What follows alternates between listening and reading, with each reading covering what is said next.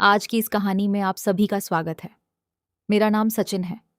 मैं जिस लड़की के कमरे में रुका था, मुझे लगा कि वह छोटी है, लेकिन वह बिल्कुल भी छोटी नहीं थी। वह इतनी समझदार थी कि 1617 साल के लड़के का पालन पोषण कर सकती थी। दरअसल मैं काम के सिलसिले में शहर आया और अपने चाचा के घर पर रहने लगा था। मेरी माँ मुझे कुंवारे लड़कों के बीच रहने देने को तैयार नहीं थी। बोली थी कि शहर में तुम्हारे चाचा का घर है, तुम वहीं रहोगे।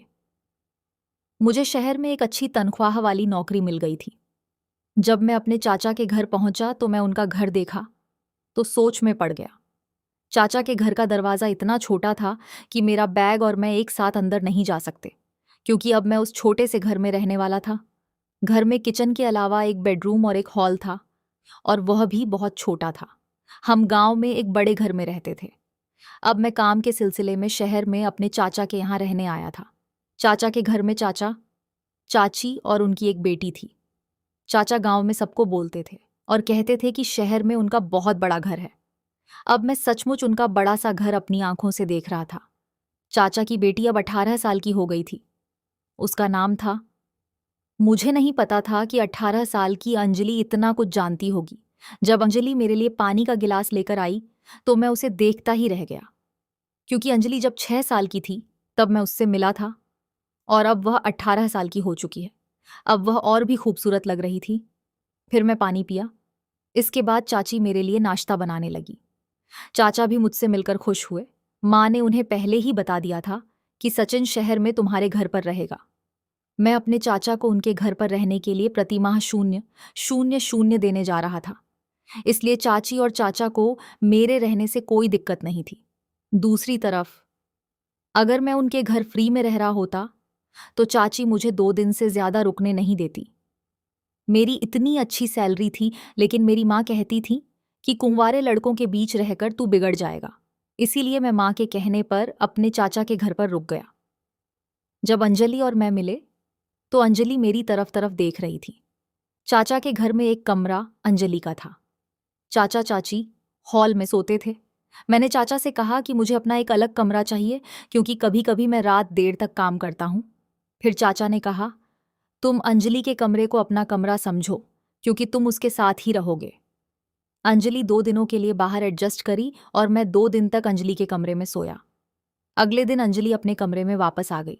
उसने कहा, मुझे बाहर हॉल में नींद नहीं आती। उस दिन के बाद वह बेडरूम में मेरे बगल में सोने लगी।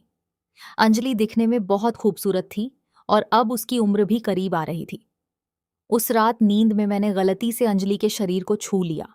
जैसे ही मुझे इसका एहसास हुआ, मैंने तुरंत अपना हाथ हटा लिया। लेकिन कुछ ही मिनटों में मुझे अंजलि का हाथ अपनी छाती पर महसूस हुआ।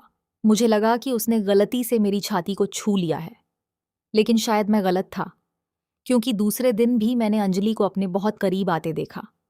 मुझे अपने चाचा के घर आए 15 दिन हो गए थे। फिर एक रात मैंने अंजलि को मोबाइल फोन पर कुछ देखते हुए देख लिया। मैं उसके मोबाइल में झांकने लगा तो उसने तुरंत मोबाइल बंद कर दिया। फिर मैं उससे उसका मोबाइल मांगने लगा तो वह देने से इनकार कर दी। चाची के लिए साड़ी और खाने का सामान, मैं सब कुछ ले आया था। चाची वह सब देखकर बहुत खुश हुई। अंजलि अब मुझसे हंसकर बातें कर रही थी। ऐसे ही एक रात जब मैं पानी पीने के लिए उठा तो मुझे अंजलि अपने पास नहीं दिखी। मैंने अपने कमरे का दरवाज़ा खुला पाया तो मैं बाहर जाकर देखा तो रात के 1 बजे अंजलि ने हॉल का पर्दा हटा दिया था और हॉल में झांक रही थी। मैं ये देखने के लिए उसके पीछे खड़ा हो गया कि वह इतनी रात हॉल में क्या देख रही है।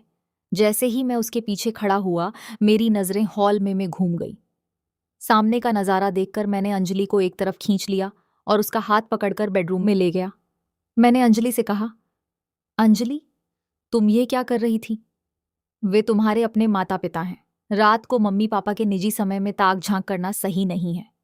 अंजलि को इस तरह चाचा चाची की तरफ देखता देखकर मैं थोड़ा गुस्सा हो गया तो उसने मुझसे माफ़ी मांगी और कहा कि भाई, इसके बारे में किसी को मत बताना। मैं आज के बाद ऐसा कुछ नहीं करूंगी। अंजलि जो रही थी उसमें उसकी इतनी भी गलती नहीं थी। चाचा को अब एक बड़ा घर खरीद लेना चाहिए था, क्योंकि उनकी बेटी अब बड़ी हो रही थी, तो उन्हें इस बात का एहसास होना चाहिए। अगले दिन मैंने चाचा से कहा, चाचा, अब आपको एक बड़ा सा घर खरीद लेना चाहिए। अब हमारी मायरा बड़ी होती जा रही है। उसे भी अपना अलग कमरा चाहिए और आपको भी अपना अलग कमरा चाहिए। चाचा ने कहा, घर में हम 3 लोग हैं। 3 लोगों के लिए ज्यादा बड़े घर की क्या जरूरत है? अब तुम घर में चौथे व्यक्ति हो, फिर भी हमें रहने में कोई दिक्कत नहीं हो रही है, तो फिर बड़ा घर क्यों चाहिए? जवाब सुनकर मेरा चेहरा उतर गया। चाचा से बात करते समय मेरा फोन बजा। मेरे फोन पर मेरी माँ का फोन था, इसलिए मैं अपना फोन रिसीव किया। तो माँ ने मुझसे कहा, मैंने तुम्हें एक लड़की की फोटो भेजी है, बताओ तुम्हें कैसी लग रही है? मैंने कहा, माँ, मुझे लड़की की फोटो बहुत अच्छी लगी। ये सुनने के बाद कि मेरी माँ की मेरी पसंद है, मेरी माँ ने तुरंत अगले 20 दिनों में शादी करने का फैसला किया। शादी के बाद कुछ दिनों की छुट्टियों के बाद मैं नौकरी के लिए शहर आने लगा। तब मेरी माँ ने कहा, अपनी पत्नी को कुछ दिनों के लिए अपने साथ ले जाओ। फिर मैं तारा को अपने साथ शहर ले आया। पहले मैं शहर में अपने चाचा के घर पर रहता था, इसलिए मैं अपने चाचा ने कहा, मैं यहाँ ज्यादा देर तक नहीं रह सकूंगी। मुझे गांव में रहने की आदत है। मुझे ना तो यहाँ का पानी पसंद है और ना ही यहाँ की हवा। फिर अचानक तारा की तबीयत खराब हो गई। इतने समय तक रहने के बाद मुझे उस पानी से कोई परेशानी नहीं हुई थी, लेकिन तारा को दर्द होने लगा, इसलिए वह गांव जाने की जिद करने लगी। उसकी तबीयत बिगड़ती जा रही थी, इसलिए मैंने उसे गांव भेज दिया। उसके बाद मैं अपने चाचा के घर पर अकेला रहने लगा। मैं तारा से उतना खुश नहीं था जितना मुझे होना चाहिए था, क्योंकि मैंने उसकी जो तस्वीर देखी थी वह बहुत चमकदार थी और वह शादी में चमक भी रही थी। लेकिन जब शादी के बाद उसने अपना मेकअप उतारा तो उसे देखकर मैं बहुत परेशान हो गया, क्योंकि आसमान वाले तारा की तरह मेरी तारा नहीं थी। वह थोड़ी सावली थी। मुझे गोरी पत्नी चाहिए थी, लेकिन अब क्या करें, जब शादी हो गई और वह पवित्र भी है, इसलिए मैं उस पर विश्वास करके उसके साथ अपना जीवन बिताना चाहता था। अब तारा गांव चली गई थी तो मेरे लिए और भी ठीक था। हालांकि अब मेरी शादी हो चुकी थी, फिर भी मैं शहर में ही काम करने वाला था। इसलिए मैंने सोचा कि चाचा के घर रहना ही ठीक है, क्योंकि अकेले अपने लिए इतना पैसा खर्च करना मुझे ठीक नहीं लगा। तारा के घर जाने के बाद मैंने 3 दिन की छुट्टी ले ली, क्योंकि मैं बहुत थक गया था और आराम करना चाहता था। जिस दिन मेरी छुट्टी थी, चाचा रोज की तरह सुबह अपने काम पर चले गए। चाची एक गृह उद्योग कंपनी में काम करने जाती थी, वह भी काम पर चली गई थी। उस वक्त अंजलि और मैं दोनों ही घर पर थे। नाश्ते के बाद मैं अपना लैपटॉप लेने बेडरूम में जाने लगा।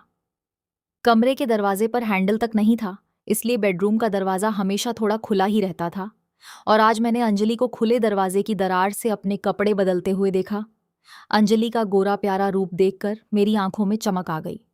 फिर सोचा, कहाँ मेरी सावली पत्नी और कहाँ अंजलि, दोनों का आपस में दूर दूर तक कोई मेल नहीं। अंजलि काफी देर से मेरे आसपास थी, लेकिन मैंने कभी उसे इस तरह से नहीं देखा था। उसका गोरा रंग देखकर बोला, हाय रे मेरी किस्मत। अभी मुझे अंजलि को इस तरह से देखना अच्छा लगने लगा था, इसलिए मैं उसे देखता ही रहा, जिसे देखकर मेरे अंदर सनसनी मच गई। अब मैं अंजलि को एक ही दरवाजे पर ज्यादा देर तक खड़ा होकर नहीं देख सकता था, क्योंकि मुझे यह ठीक नहीं लग रहा था। जब अंजलि तैयार होकर कमरे से बाहर आई तो मैं उसे देखता ही रह गया। वह बेहद खूबसूरत लग रही थी। चाचा चाची मध्य वर्ग के थे, लेकिन अंजलि एक हाई क्लास लड़की की तरह रह रही थी। वह देखने में खूबसूरत थी, इसलिए कोई भी कपड़ा उस पर अच्छा लगने लगता था। उस रात अंजलि मेरे कमरे में सोने के लिए आई। उसने कहा, भाभी गांव चली गई है, अब मैं फिर से अपने रूम में आराम से सो सकूंगी। वह भी अब हॉल में सोना नहीं चाहती थी, इसीलिए मैंने उसे पहले की तरह अपने